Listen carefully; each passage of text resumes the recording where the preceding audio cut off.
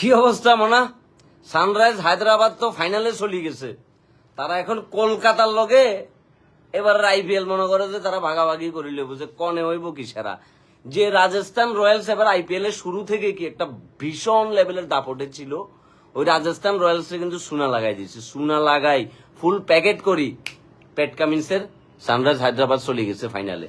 অবশ্য কলকাতারও আবার যে লেভেলের ফর্ম এবং কলকাতার যে লেভেলের খেলা খেলতেছে, আমি সানরাইজ হায়দ্রাবাদের খেলা বাদ দিই, তাদের মালিক, তাদের টিমের মালিকের ফিনিক দেখতেছি। মানে এত কিউট কেমনে হয় একটা মানুষ, তাকে দেখলেই তো ভাল লাগে, দেখলেই তো তাকে ভাল লাগে। শাহবাজ আহমেদ যে লেভেলের বোলিং ছিল, দেখার মতো ফিল্ডিং ছিল। মানে পুরো ম্যাচই হচ্ছে কি একটা পেশাদারিত্বের ছাপ রাখছে সানরাইজ হায়দ্রাবাদ, যার কারণে লাস্ট ওভার রান লাগে তোমার 42 না 46। ওই রান লইবার মতো অবস্থার মামাদের থাকে না, মামারা পুরাপুরি প্যাকেট হয়ে গেছে। দারুণ খেলছে, দারুণ। এবার আইপিএল অন্য লেভেলের পিনিক ছিল সবকিছু মিলাই, কিন্তু আরসিবির জন্য খারাপ লাগতেছে যে এই আরসিবি যে ফাইনাল খেলবার কথা ছিল, যে আরসিবির একটা সুযোগ ছিল এবং বিরাট কোহলির একটা ট্রফি জিতবার সুযোগ ছিল, ওই আরসিবিরই কিন্তু এবার প্যাকেট বানাই দিছে। প্যাকেট বানাই দিয়ে রাজস্থান রয়্যালস তারা এসছে খেলবার লাই কোয়ালিফায়ার 2 ম্যাচের ভিতরে সানরাইজ হায়দ্রাবাদ তাদেরকে মোটামুটি কি প্যাকেট বানাই দিছে। কি করবে, বেটার দেন মায়ের দোয়া ক্রিকেট টিম। 175 রানে টার্গেট দিল সানরাইজ হায়দ্রাবাদ, সেই জায়গায় ব্যাটিং করবে ফরেন নামছে রাজস্থান রয়্যালস। পুরা আসরে যারা পুরা আসর মাতাইলো একের পর এক। শুরুর দিকে তো মনে করো যে কাইলা শুরুর দিকে যদি আমরা দেখি যে হায়দ্রাবাদের কি অবস্থা, তারা পয়েন্ট টেবিল একখানা করি ফিনিকটা দেখি।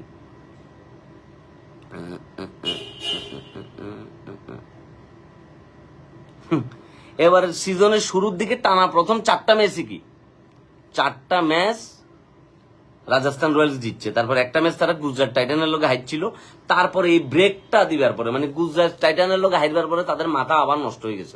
তারা আবার টানা 4টা ম্যাচ কি কিংস পাঞ্জাবের লোকে, কলকাতার লোকে, মুম্বাইয়ের লোকে, তারপর হয়েছে তোমার লখনৌর লোকে, তারা টানা মনে করে যে আরো 4টা ম্যাচ জিতছে। জিতার পরে এই যে মনে করে যে মামাদের শুরু হইলো আর কি ফিনিক। এরপরে মামারা টানা 4টা ম্যাচ হারলো। মানে যখনই সানরাইজ হায়দ্রাবাদের লোকে মামাদের এন্ট্রি এলো, তখনই কিন্তু মামারা কি ম্যাচ হারা শুরু করলো। এরপর সানরাইজ হায়দ্রাবাদের লোকে হারলো দিল্লি ক্যাপিটালস, তারপর হচ্ছে চেন্নাই সুপার কিংস, আমার আর একটা পছন্দের টিম। মহেন্দ্র সিং ধোনির আমি ভীষণ লেভেলের মিস করবো, ভীষণ লেভেলের। তারপর কিংস পাঞ্জাবের লোকে আরেকটা ম্যাচ হারলো। তারপর এই যে কলকাতার লোকে যে ম্যাচটা অ্যাবান্ডন হয়েছে, এই ম্যাচটাতে মামারা একটু প্যারায় পড়ে গেছে। কলকাতার লোক 19 মেতে যে ম্যাচটা মনে করো যে একদম বাতিল হয়ে গেছে, ওই ম্যাচটাতে মামারা চুনা। এরপরে আরসিবির লোকে মামারা জিতি, এই যে সানরাইজ হায়দ্রাবাদের লোকে খেলতে নামলো। খেলতে নামিয়ে কি মামারা এবার হয়ে গেছে ওই চুনা। আর এদিকে যদি আমরা সানরাইজ হায়দ্রাবাদ, মুস্তাফিজুর রহমানও এককালে এই টিমে খেলছে, এটা যদি দেখি সানরাইজ হায়দ্রাবাদের অবস্থা কিন্তু হয়ে গেছে তোমার ইয়ার মতো, আর্জেন্টিনার মতো। তারা তাদের এবারের আসরে প্রথম ম্যাচটা শুরুই করছে কি হার দি। কার সাথে হারলো তারা? কলকাতার সাথে প্রথম ম্যাচটা হারলো। পরের ম্যাচটা তারা মুম্বাই ইন্ডিয়ান্সের লোকে জিতছে। তারপরে মনে করে যে গুজরাট টাইটানের লোক আবার তারা হারছে। হারবার পরে এবার কিন্তু মামারা লাইনে চলে এসছে, কারণ সানরাইজ হায়দ্রাবাদ এবার যেই লেভেলের পারফরমেন্স দেখাইছে, আইপিএল এর ইতিহাসে সর্বোচ্চ রান, দলীয় সর্বোচ্চ স্কোর কিন্তু সানরাইজ হায়দ্রাবাদ করছে। এবং তাদের রেকর্ড করি মনে করে যে তাদের রেকর্ড সেকেন্ড রেকর্ডও কি মামারা করে ফেলছে। মামারা খালি এবার রেকর্ডের জন্ম দিয়েছে। এই রেকর্ডের জন্ম দিতে দিতে মামারা এবার চলে এসছে ফাইনালে।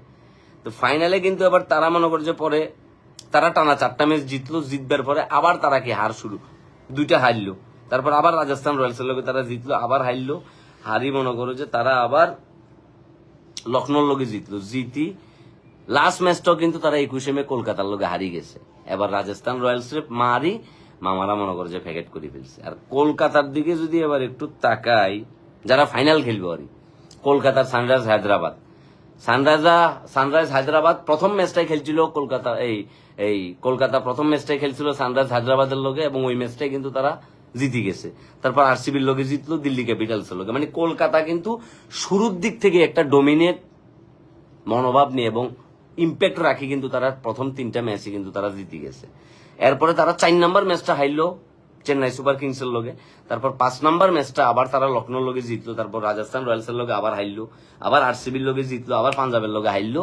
তারপরে ব্রেক থ্রো থেকে বাইরে মামারা কিন্তু টানা 4টা ম্যাচ জিতে নিছে। ওইটাই কিন্তু পয়েন্ট টেবিলে তাদেরকে আগায় নিছে। কারে? কলকাতারে। এরপরে মামারা আরে আন্দ্রে রাসেল রে ভাই রে, তো জিন মনো জিন। তারপর তাদের 2টা ম্যাচ কিন্তু তাদের পরপর নিষিদ্ধ হয়ে গেছে, 2টা ম্যাচ তাদের বাতিল হয়ে গেছে। তারপর লাস্ট ম্যাচটা তারা জিতে গেল কার সাথে? সানরাইজ হায়দ্রাবাদের লোকে জিতি তারা মনে করো যে কোয়ালিফায়ার হই, মামারা কিন্তু চলে গেছে ডাইরেক্ট ফাইনালে কোনো কথাবার্তা ছাড়া।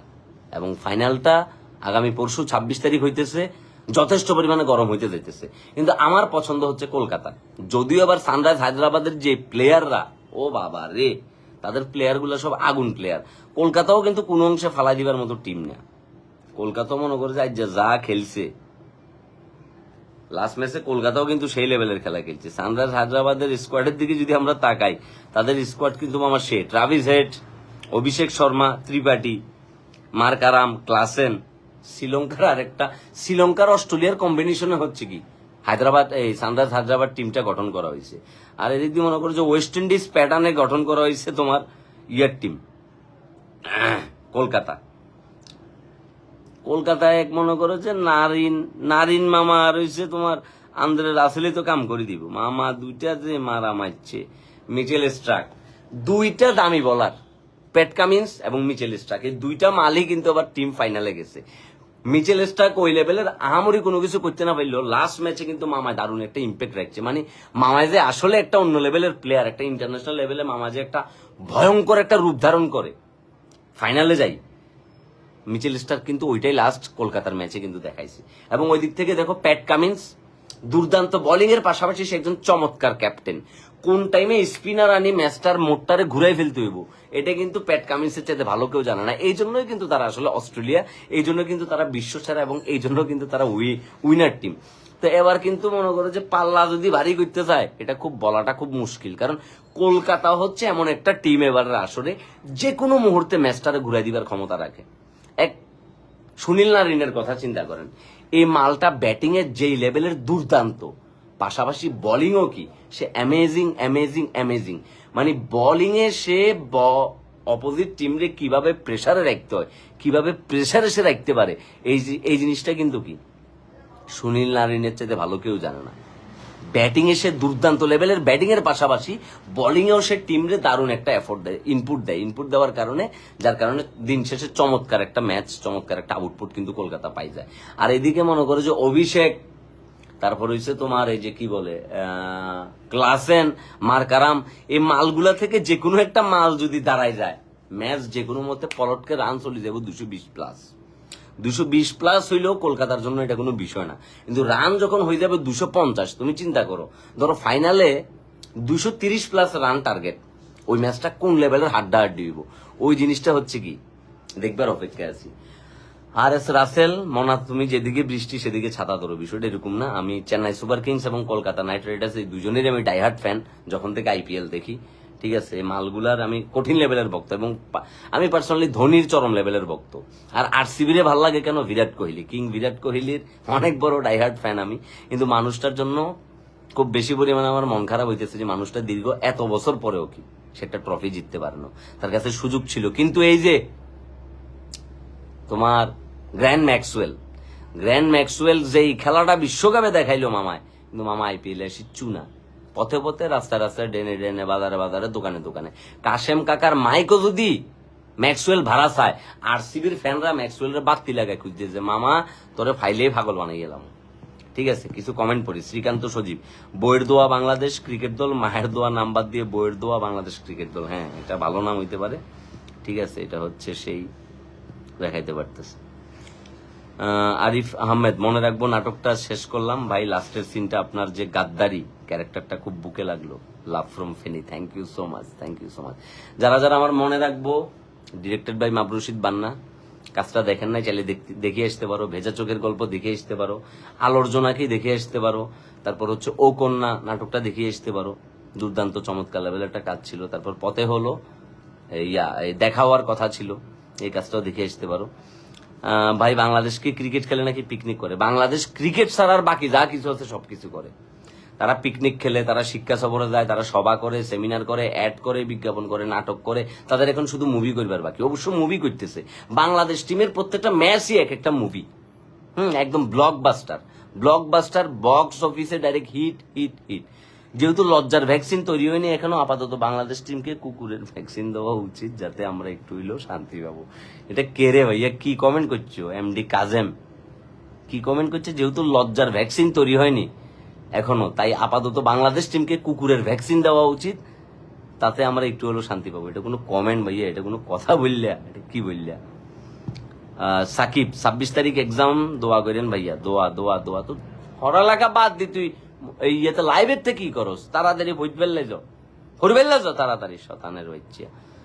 শ্রী রমনেন্দু পাত্র, আপনার কথাগুলো ভালো লাগে ভাইয়া, থ্যাংক ইউ ভাই।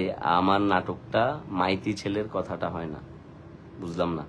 বস সালমান খানও একদিন বিয়ে করে ফেলবে, কিন্তু বিরাট কোহলি আইপিএল ট্রফি পাবে না। ভাইয়া তোমরা যারা বিরাট ফ্যান না, তোমরা যে কি পরিমাণে মানুষটারে ট্রোল করছো। আরে ভাইয়া বাতের আংটিটা খুলি লই। আরে ভাইয়া ব্যাড লাক, এই মানুষটা দীর্ঘ এতদিন ধরে এই মানুষটা আইপিএল খেলে যাইতেছে, কিন্তু মানুষটা একটা ট্রফি নেই। একটা ট্রফি তো সে ডিজার্ভ করে, একটা ট্রফি তো বিরাট কোহলি ডিজার্ভ করে, কিন্তু আফসোস এখন অনেকে আবার বলতে থাকে বিরাট কোহলি পলিটিক্সের শিকার। আনুষ্কার মতো একটা বউ থাকলে তো পৃথিবী জয় করে ফেলতাম। আনুষ্কার আমার ভালো লাগে, চমৎকার, সে দুর্দান্ত অ্যাক্ট্রেস, আমি তার অভিনয় ফলো করি।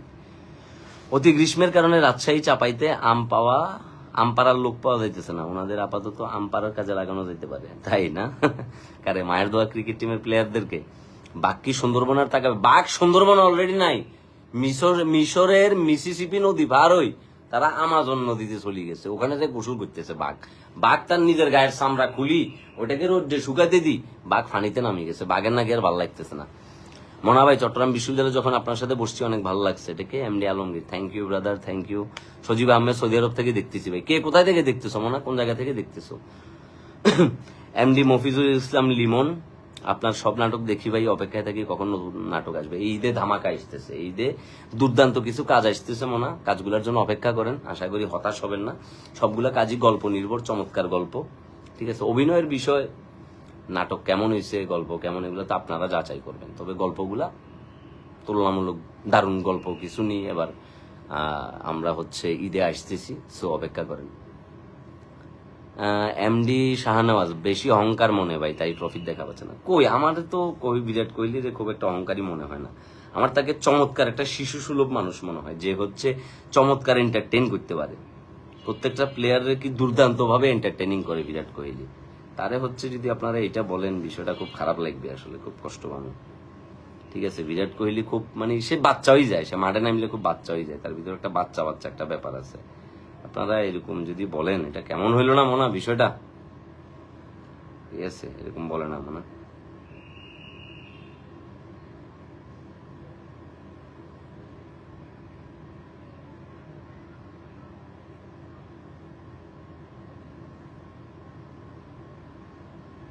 কালির নয়ন জলে জলে বুক ভেজে যায়।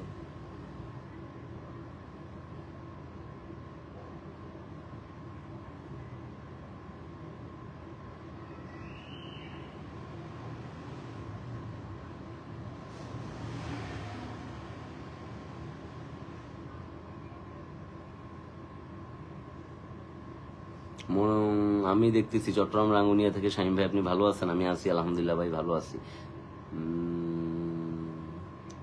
মায়ের দোয়া ক্রিকেট টিমের জন্য দোয়ার ব্যবস্থা।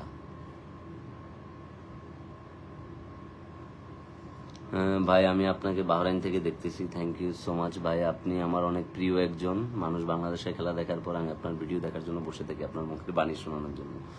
কয়দিন পরে টিকিট চালু করবো, যে আমার বাণী শুনতে হলে টিকিট চালু করতে হবে। এমন অবস্থা দেখতেছি, বাবুর একটা মাদার দিয়ে গেলাম উনি কোনো, হ্যাঁ আপনাদের জন্য একটা মাদারের ব্যবস্থা করে দিই,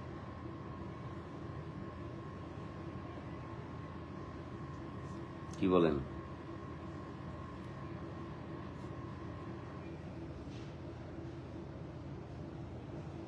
মনা